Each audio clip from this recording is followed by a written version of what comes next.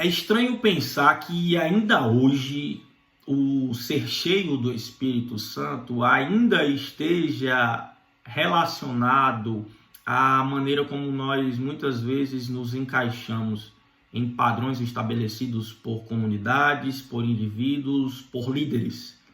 quando na verdade não diz respeito a absolutamente nada disso. É estranho pensar como alguns ainda aprisionam indivíduos em nome da fé, dizendo-se falar por Cristo, mas que não anunciam nem sequer a Jesus. É estranho pensar que esses ainda tenham para si um público até alto, um público até considerado grande, porque talvez produzem muito mais massagem no ego do que confronto de uma vida de pecado e de uma vida digna de arrependimento. Pense comigo que quando Jesus trouxe toda a ruptura com a religiosidade vigente, ele estava muito mais preocupado com atitudes e uma vivência de dentro para fora do que atos externos que eram muito mais fáceis de ser produzidos do que, na verdade, uma consciência de que nós precisamos de arrependimento e que nós precisamos e carecemos urgentemente do perdão de Deus. É pensar que quando Jesus vem e ele prega,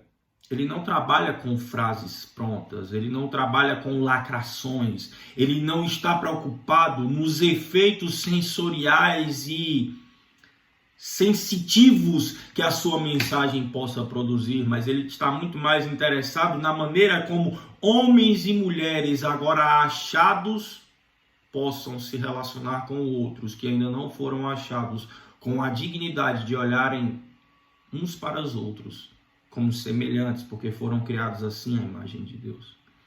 É pensar que esse evangelho pautado em regras, em normas, em privações, em situações que muito mais trazem peso do que alívio,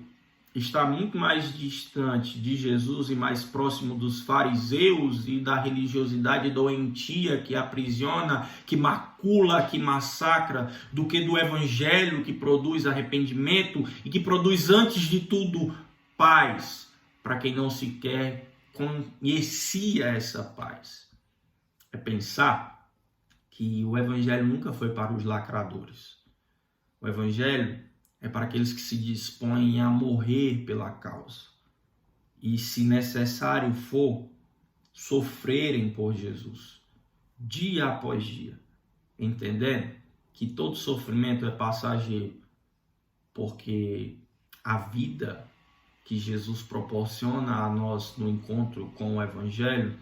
é uma vida de eternidade, que não se apega a coisas materiais, a coisas terrenas, a coisas que se acabam, mas que estão muito mais fundamentadas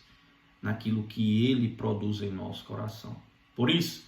não se engane, não se deixe levar por esses líderes que muitas vezes falam muito mais sobre si e sobre suas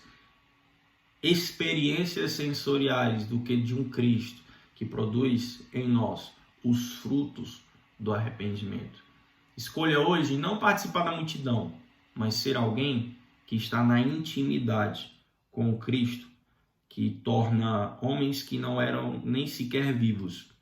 em filhos de Deus, porque a sua obra nos contempla e nos possibilita todas essas coisas. Que este Cristo se revele a nós cada vez mais e que em nós produza a sua vida para a eternidade. Que Deus nos abençoe.